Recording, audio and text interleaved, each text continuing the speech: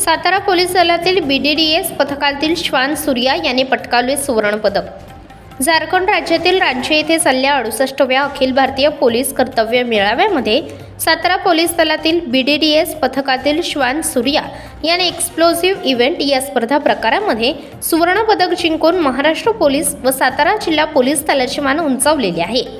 त्याबद्दल श्वान सूर्या आणि प्रथम हँडलर पोलीस हवालदार निलेश दयाळ व दुय्यम हँडलर सागर गोगावले यांचा आज जिल्हा पोलीस मुख्यालय येथे आयोजित कार्यक्रमात सत्कार केला। 68व्या अखिल भारतीय पोलीस कर्तव्य मेळाव्यामध्ये श्वान सूर्याने वेगवेगळ्या प्रकारच्या आर्टिकलमधून 55 आर्टिकल शोधून प्रथम क्रमांक पटकावलेला आहे। अशा प्रकारचे सुवर्णपदक सातारा जिल्हा पोलीस दलास प्रथम व महाराष्ट्रात पोलीस दलास 2014 नंतर प्रथमच प्राप्त झाले आहे। या कामगिरीबद्दल जिल्हा पोलीस दलाचे व संबंधितांचे यावेळी मनपूर्वक अभिनंदन केले। पोलीस दलातील श्वानांकरिता राहण्याच्या व्यवस्थेसाठी जिल्हा वार्षिक योजनेतून निधी उपलब्ध करून दिला जाईल, तसेच पोलीस दलाला आवश्यक सुविधा उपलब्ध करून दिल्या जातील अशी ग्वाही याप्रसंगी दिली।